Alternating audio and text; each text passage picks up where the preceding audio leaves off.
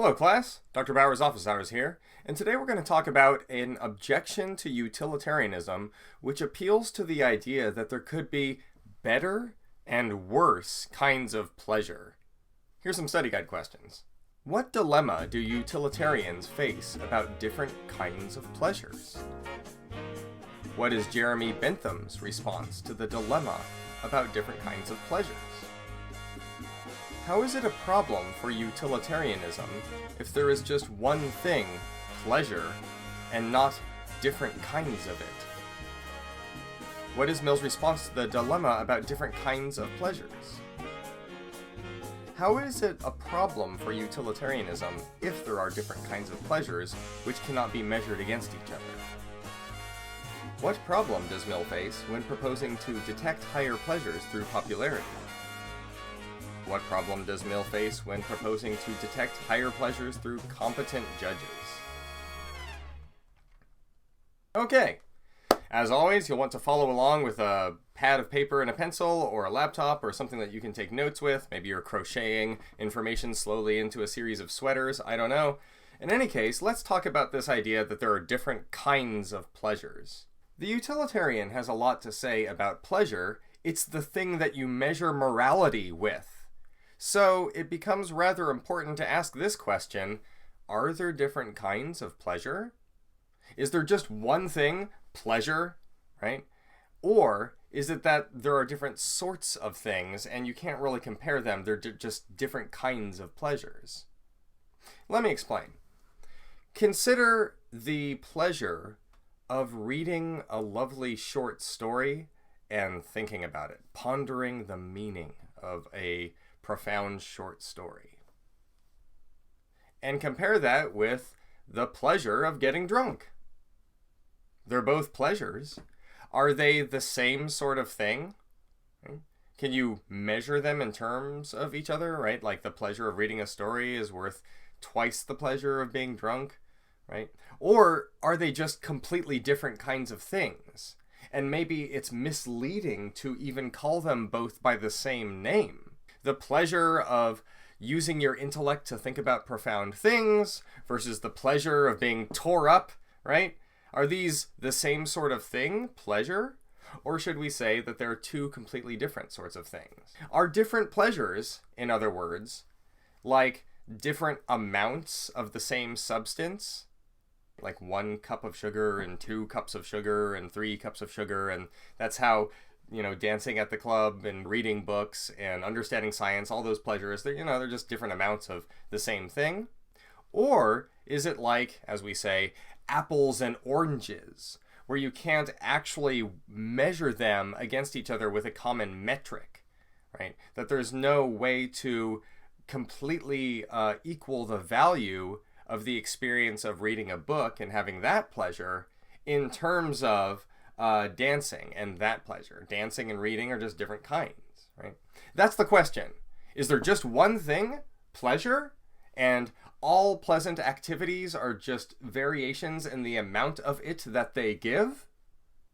Or are there basically different pleasures whose difference cannot be accounted for in terms of a common metric? It's a dilemma. In philosophy, we say a dilemma is a problem where there are only two ways out, and either way seems to come at a considerable cost. This is a dilemma. Are there different kinds of pleasure, or is pleasure just all one thing? It turns out that the two founders of utilitarianism, Jeremy Bentham and John Stuart Mill, they proposed opposite solutions to this. Let's start with a simpler one, Jeremy Bentham. Bentham proposed that, as a matter of fact, all pleasure is the same.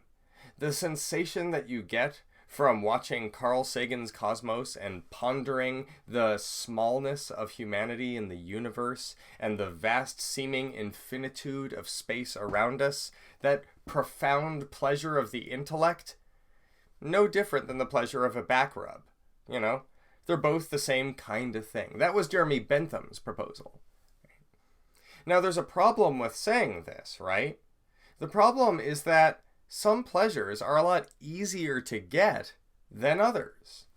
What's easier to get, the pleasure of a back rub or the pleasure of understanding all of Carl Sagan's Cosmos? Some pleasures, it seems, are easier. And the problem is that if it's all the same thing, you shouldn't expend extra effort to get something that you could get more easily. Why cultivate your talents? Why learn other languages if, at the end of the day, all that it gets you is the same kind of thing that you could get from watching YouTube videos and spinning around and around and around and getting dizzy, right? Why try? Why become sophisticated, or why become critical or intellectually astute, right? That would be the problem. This is known as the philosophy of pigs objection to utilitarianism, right? It's an objection to the way that Jeremy Bentham proposed we get out of that dilemma, right? The dilemma was, are there different kinds of pleasures, or is it all just one thing, pleasure? Bentham says, it's all just one thing, pleasure. The problem that Bentham runs into is that it appears that if all the pleasures are just one sort of thing, you should pursue the easiest ones, the simplest ones, which happen to be the ones that involve no personal refinement or the cultivation of any real skills. Basically, the objection is that if pleasure is just all one thing, and all activities are the same in what they contribute in kind to a life, just live like a pig. And Bentham summarized this with the slogan, "Pushpins are as good as poetry." Now, pushpins were some kind of hat game that you played if you were a boring 19th century rich person, and I guess you lay some hat pins along the top of a top hat or something, and you flick the top hat and you see if the hat pins end up crossing each other or something. It's like Pogs, I guess. I don't know. I think a more relevant example might be Fortnite is as good as fine art. Something like that. Jeremy Bentham would say, look, you get the same thing from Fortnite as fine art, pleasure. It takes a whole lot more work to appreciate the fine art than the Fortnite, though. So dispense with the fine art, go for the Fortnite. Now, Bentham took that as a natural conclusion and a welcome one to his philosophy, but most people see it as an objection. You shouldn't live like a pig. You should cultivate your talents. You should become sophisticated and become more astute intellectually and do something with your life, even if it's difficult. And so that pushes people over to the other side of the dilemma, the side that was taken by John Stuart Mill, which says that there are different kinds of pleasures, just different kinds, and some are better than others. This is a theory that is often referred to as the higher and lower pleasures theory in utilitarianism. It's the idea that there are pleasures which involve refined taste and artistic engagement with the most sophisticated parts of the world. And then there's the really base, animalistic, unsophisticated pleasures that are just not as good. That would be John Stuart Mill's idea. There are higher and lower pleasures. Now, here's the problem with distinguishing pleasures and saying that it's not all one thing, there are a bunch of different things, different pleasures. The problem is going back to the principle of utility. What does utilitarianism say? It says maximize pleasure, promote pleasure. It doesn't say which ones. If there are different kinds of pleasure, primitively different kinds, then the advice or the command to maximize pleasure isn't specific enough. It's an incomplete theory. The theory does not entirely work. It would be as if you wanted to know how to diet, and my advice was eat food. Eat food. There are different kinds of food. Which food should I eat? The principle of utility says maximize pleasure. Well, if there are different kinds of pleasure, which kind should I maximize? That's the problem that Mill's proposal faces, right? Mill's way out of the dilemma has that problem. So we've got this dilemma. Are there primitively different kinds of pleasure? Is the pleasure of the intellect and the pleasure of the body like apples and oranges, right? Or is it all just one thing, pleasure? If we say it's all just one thing, according to Bentham, it looks like we have the problem of, I guess we should live like pigs. Or if we take Mill's route, it looks like now we need to say something about which pleasures exactly we need to maximize, and also there's some problems with this. One immediate problem when distinguishing better and worse pleasures is, how do you tell which ones are better? Of the various pleasures, which ones are the higher ones, the refined ones, the sophisticated ones, etc.? Which are the ones where if you pursue them, you're not living like a pig? Exactly. How do you tell? Mill's initial proposal was to use the standard of popularity. The standard of democracy or something, right?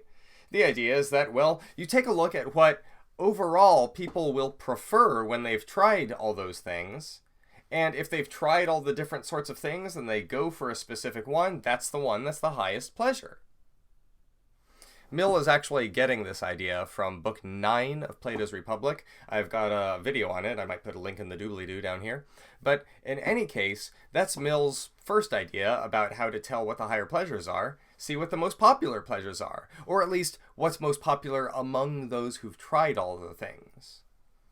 The idea should be that if people have tried Fortnite and they've tried fine art, then if indeed fine art is the higher pleasure, more people will prefer it. I bet you can see what the problem is. The problem is that the majority of people might actually prefer the pleasure that's not the higher one. What about the idea that maybe sometimes the majority of people prefer something worse? We don't have to indulge in a full-on anti-working class perspective and say that the common people always get things wrong or anything, but just the possibility that sometimes they might is enough to cause a worry for Mill's proposal about how you tell what the higher pleasures are. So the other proposal that Mill had is not see what the most popular pleasures are, but rather appeal to a certain community of people who are properly experienced with all the different kinds of pleasures. Properly experienced with all of them. So they know which pleasures to sample and how much, and they're not going to get distracted by sampling an addictive thing that will, say, disrupt their ability to competently judge which things are pleasant.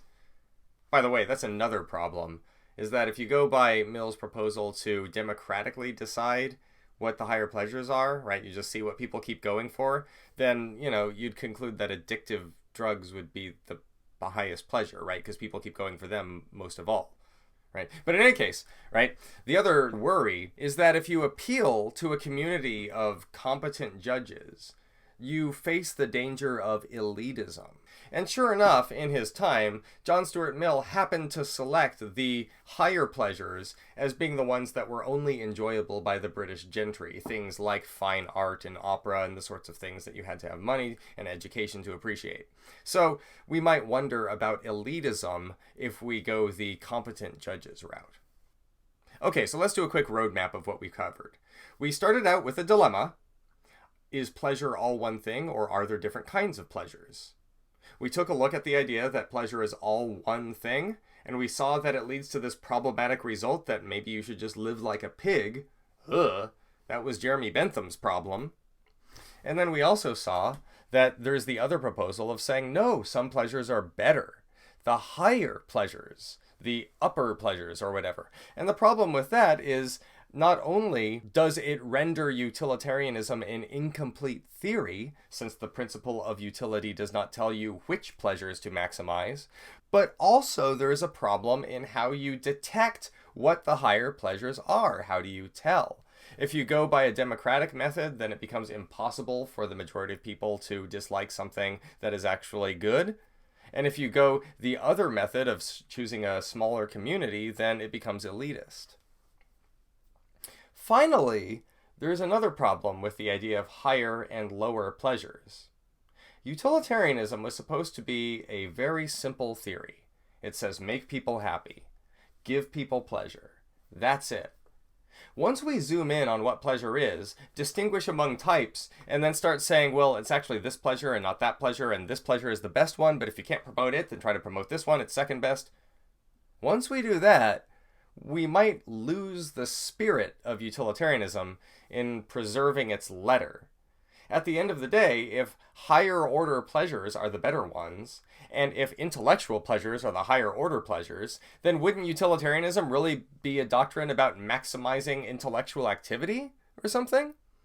how would it even then be about pleasure? How would it be this simple, ethically monist theory that was so favorably contrasted with the complicated medievalism that it replaced? I'll leave that for you to wonder about. In any case, thanks for watching. Don't forget there's a quiz coming up tomorrow. Please, study. And see you next lecture. Bye.